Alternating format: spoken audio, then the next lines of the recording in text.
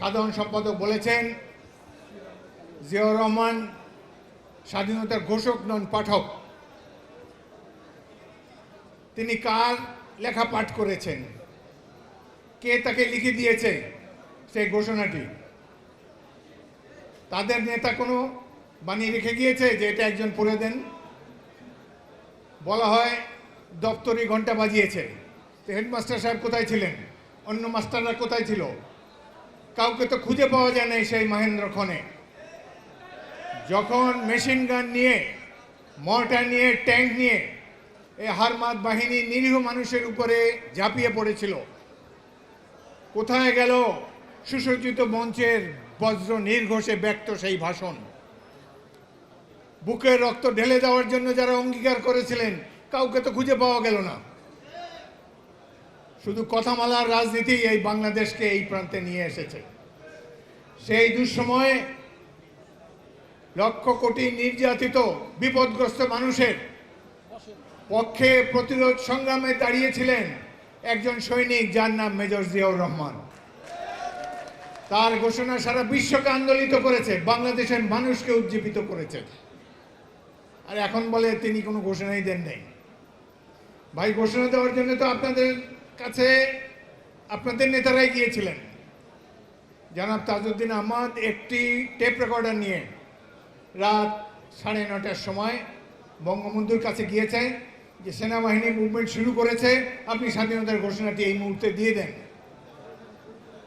তিনি বলেছেন, আমি কোনো ঘোষণা দিতে পারবো না, পাকিস্তান ভাঙার দায়িত্ব আমি নিতে পারবো না।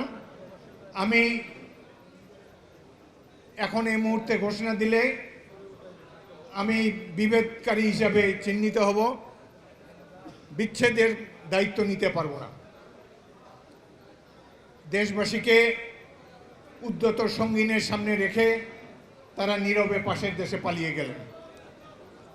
কেন? কোনো প্রস্তুতি ছিল না।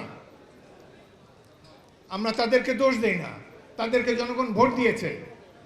শেখ মুজিবুর রহমানের সকল অধিকার রয়েছে পাকিস্তানের প্রধানমন্ত্রী হওয়ার জন্যে, এই জন্যই তাকে লোকে ভোট দিয়েছে। তাকে দেয়নি। ইয়াহিয়া খান এবং পাক বাহিনী অন্যায় করেছে, কিন্তু স্বাধীনতার ঘোষণা তিনি দেননি। এখন কেন এই কল্পকাহিনীর অবতারণা করা হয়েছে? বলা হয় তাদের নেতা বাসার থেকে ইপিআরের সিগন্যাল সেন্টারে স্বাধীনতার ঘোষণা পাঠিয়েছেন পাক বাহিনী ক্র্যাকডাউনের পূর্বক্ষণে। ইপিআরের বাহিনী সেই ঘোষণা সিগন্যাল সেন্টার থেকে বহির্বিশ্বে ইথারের মাধ্যমে ছড়িয়ে দিয়েছে। চট্টগ্রাম বন্দরে নোঙর করা একটি জাহাজ সেই ঘোষণা ধরতে পেরেছে।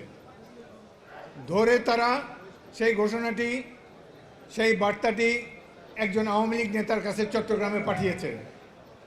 সেই নেতা দেশবাসীর উদ্দেশ্যে বলেছে,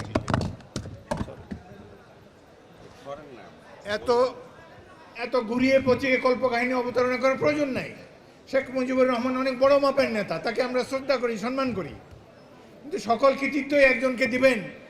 বুকের রক্ত ঢেলে জীবন বিপন্ন করে ঘর বাড়ি পরিবার পরিজন ফেলে 9 মাস যারা যুদ্ধ করেছে, তারা কি একটু কৃতিত্ব পেতে পারে না? এই ঘোষণা, জিয়াউর রহমানের ঘোষণা দেশবাসীকে আন্দোলিত করেছে, অনুপ্রাণিত করেছে, উজ্জীবিত করেছে। লাখ লাখ মানুষ যুদ্ধ করার জন্য অনুপ্রেরণা পেয়েছে।